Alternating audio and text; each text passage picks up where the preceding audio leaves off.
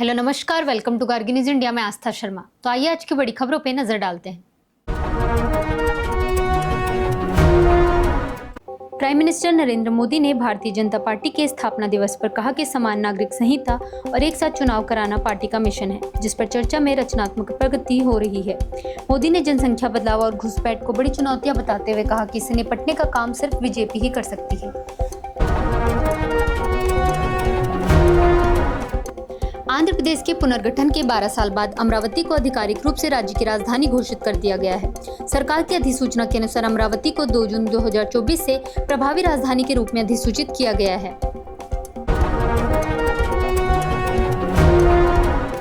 युद्ध के चलते ऊर्जा संकट की आशंका के बीच ढाका ने दिल्ली से संपर्क किया है और बांग्लादेश के विदेश मंत्री खलीलुर रहमान आज बातचीत के लिए भारत पहुंचे। बैठक में बांग्लादेश को ईंधन आपूर्ति और ऊर्जा सहयोग जैसे मुद्दे प्रमुख एजेंडे में शामिल हैं। जगदीप धनखड़ और ओम बिरला ने मुख्य चुनाव आयुक्त ज्ञानेश कुमार के खिलाफ विपक्ष के महाभियोग प्रस्ताव को खारिज कर दिया। 63 सांसदों के समर्थन वाले इस नोटिस को संवैधानिक और कानूनी प्रावधानों की समीक्षा के बाद अस्वीकार किया गया। राघव चड्ढा ने पार्टी से चल रहे विवाद के बीच इंस्टाग्राम पर एक रहस्यमयी पोस्ट शेयर की, जिसमें नेवर आउटशाइन द मास्टर का जिक्र किया गया है। यह post the 48 laws of power के संदर्भ में थी। उत्तर प्रदेश के शिवालिक तलहटी में भारत का पहला गोरामी मछली का जीवाश्म मिला है, जो करीब 40 लाख पुराने मीठे पानी के पारिस्थितिकी तंत्र का संकेत देता है।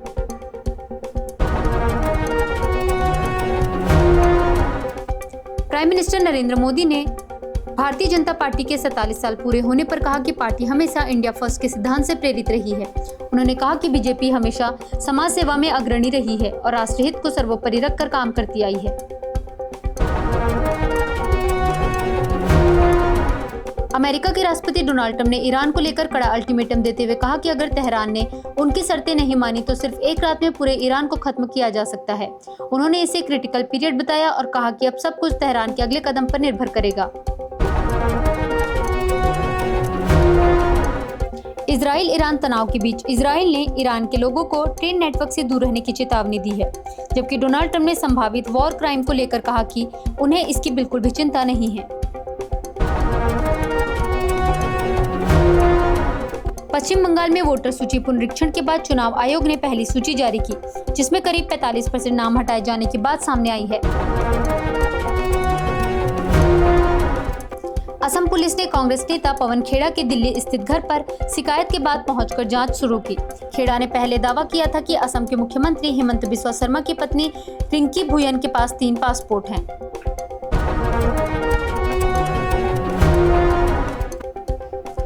कैंपबेल विल्सन ने 5 साल का कार्यकाल पूरा होने से पहले ही एयर इंडिया के सीईओ और एमडी पद से इस्तीफा दे दिया। जुलाई 2022 से एयरलाइन का नेतृत्व कर रहे विल्सन के बाद टाटा ग्रुप अब नए नेतृत्व के लिए ट्रांजिशन पर काम कर रहा है।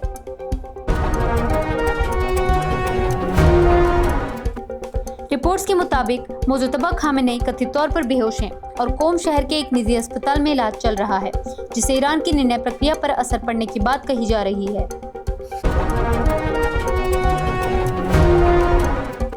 भारत के प्रोटोटाइप फास्ट ब्रीडर रिएक्टर ने ऐतिहासिक उपलब्धि हासिल की है।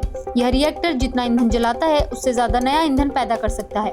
तमिलनाडु के कलपक्कम में स्थित यह रिएक्टर भारत को अपने विशाल थोरियम भंडार के उपयोग की दिशा में बड़ा कदम माना जा रहा है।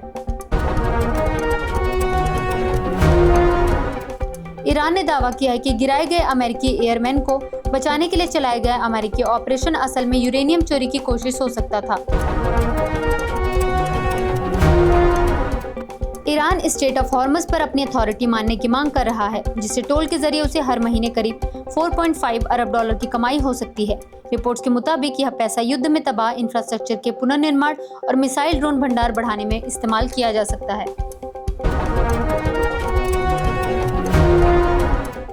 अमेरिकी राष्ट्रपति डोनाल्ड ट्रंप ने कहा कि अगर सीज फायर होता है तो ईरान के लोगों को अपनी सरकार के खिलाफ उठ खड़ा होना चाहिए।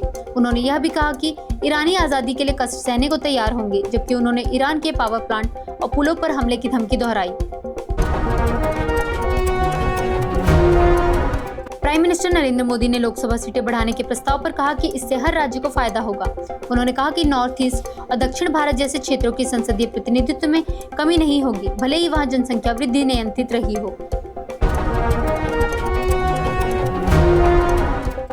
अभिनेता से नेता बने सी विजय की पार्टी तमिलगा वेट्री कजगम ने तमिलनाडु चुनाव 2026 में किसी गठबंधन में न जाने का फैसला किया है। विशेषज्ञों का कहना है कि टीवी की अभी नई पार्टी है और विजय अपने राजनीतिक लक्ष्य के लिए लंबे समय तक जमीनी काम करना होगा। पाकिस्तान के रक्षा मंत्री ख्वाजा आसिफ के कोलकाता पर हमले की धमकी पर भारत के रक्षा मंत्री राजनाथ सिंह ने कड़ा जवाब दिया।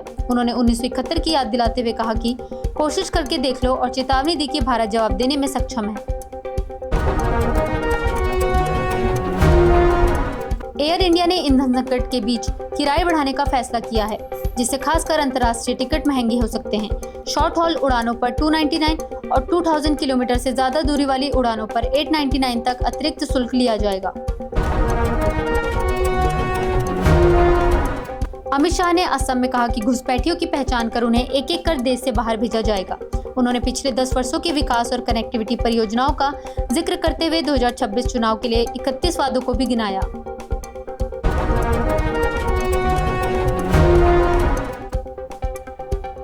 हेमंत बिस्वा शर्मा ने कहा कि वह भाग गया है जब असम पुलिस कांग्रेस नेता पवन खेड़ा के दिल्ली स्थित घर पहुंची। खेड़ा ने आरोप लगाया था कि शर्मा की पत्नी के पास यूएई, मिस्र और एंटीगुआ बारबुडा के पासपोर्ट हैं और दुबई में संपत्ति भी है। असम के जालुकबाड़ी से दिसपुर तक कई अहम विधानसभा सीटों पर कांग्रेस और बीजेपी के बीच हाई प्रोफाइल मुकाबला होने जा रहा है। 126 सीटों वाले राज्य में कुछ प्रमुख निर्वाचन क्षेत्र चुनाव परिणाम तय करने में निर्णायक माने जा रहे हैं।